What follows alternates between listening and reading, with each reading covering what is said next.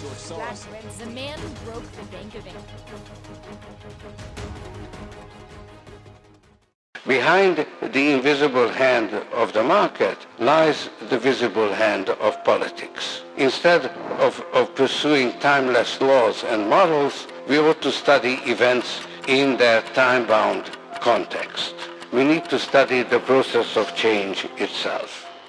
The man that broke the Bank of England. Yes, that's what George Soros was being called as after a massive trade that he had taken that sent ripples of turmoil in UK's government and financial system.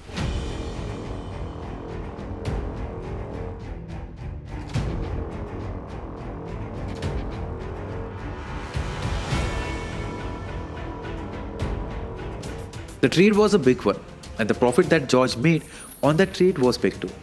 But that's not all that George did with the trade. He managed to overturn a government with the trade, and it also led to a massive change in the way things were being run. Well, it sounds something that one needs to look into. He's an expert in Soviet minorities. But how did George Soros get to such a level that he do all of this? Let's find out in this video of Legendary Traders series.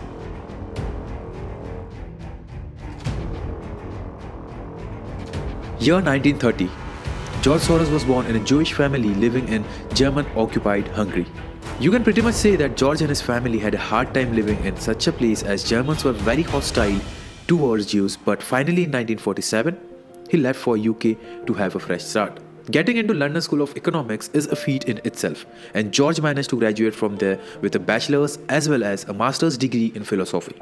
George had to work several jobs to pay the bills while he was in college. And just after he graduated, he landed at a job at a merchant bank as a clerk. I started developing my philosophy as a student at the London School of Economics in the late 1950s.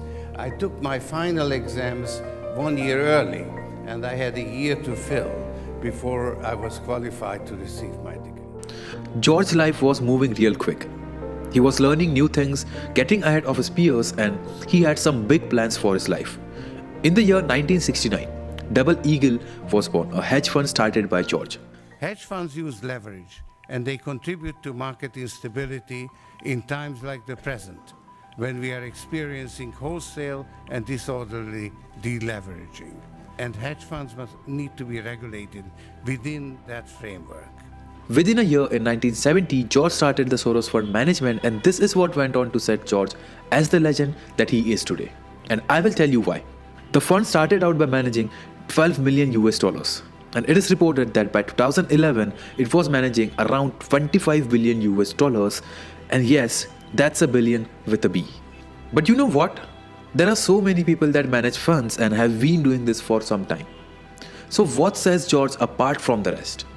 It's one particular trade that he made in the year 1992 that gave him the legend status, and that's what made him the George Soros that we know him as today. This is the very trade in which he profited around 1 billion US dollars, and he then became the man who broke the Bank of England. As you know, the Second World War was quite devastating on all countries. And even after some time passed, countries found it difficult to recover. With economic instability and turmoil comes conflict, and the countries couldn't afford any further conflicts at no cost whatsoever. This is when the European countries came together to create harmony and prevent any such conflicts to happen. And they linked every country's currency together at a fixed currency rate. And this is what was known as exchange rate mechanism, or ERM. But there was a thing with the ERM that it was just good on paper. And the state that UK was in at that moment, it wouldn't have sustained the new mechanism. There was huge political turmoil in UK around this new system, but eventually it all came falling down. Without going into too much economic detail about the ERM, you should know that George Soros, being technically adept, knew exactly what was going. It only made him eager to make the most of it, and in 1992, he started building his position to capitalize on this. George observed the situation around the Europe exchange rates and saw that the rate at which UK was brought into the European exchange rate mechanism was very high.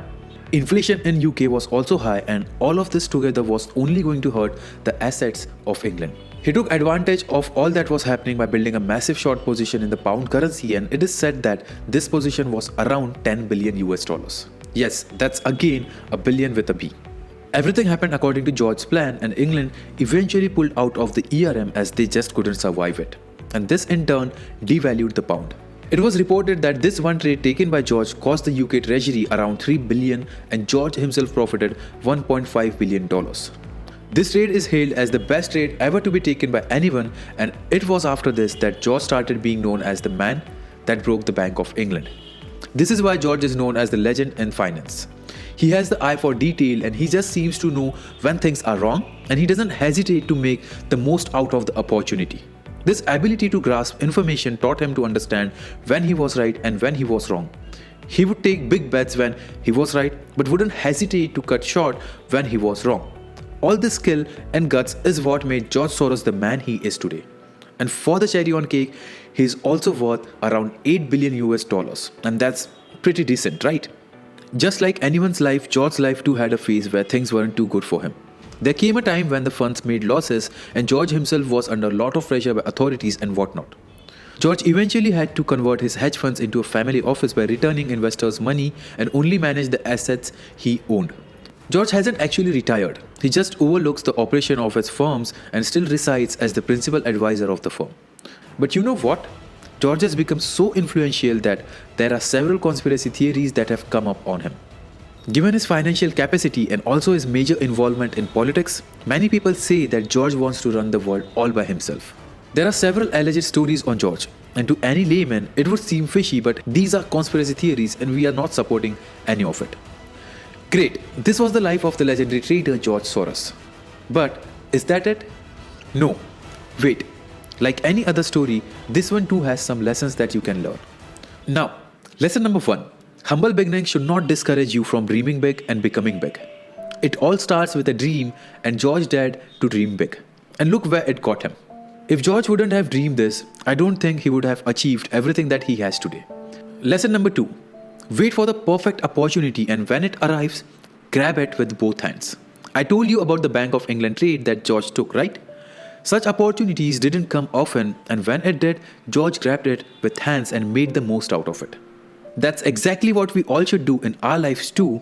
Good things come to those that grab it and don't let it slip away. Now finally, lesson number 3. Take big bets, but make sure that those are calculated bets always. The Bank of England trade was a huge one, and it was a well calculated one by George. Even if it wouldn't have gone in his favor, I'm sure George would have been just fine and he would have just keep looking for the next opportunity. This is what the risk management is. It's not just important in trading. Everything that you do in life, every decision that you take, even if it is very risky, make sure that you evaluate it and you take calculated bets. Whatever the outcome might be, you would be ready to face it all, and who knows, you might become the next big thing. So that's George Soros for you, the legendary trader and a billionaire, of course. In the course of my lifetime, I developed a conceptual framework.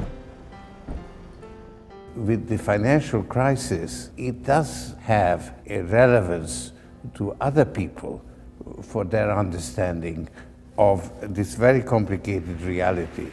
And I hope that other people will be inspired by this approach and develop it further. I hope you learned a lot from this video and that it helps you in trading and everything else that you do in life. Don't forget to like the video, subscribe to the channel, and let me know down in the comment section about that one instance in your life where you too took a risk. Doesn't matter if it didn't work out, let's see how many of you can be the next George Soros. Alright then, see you in the next video.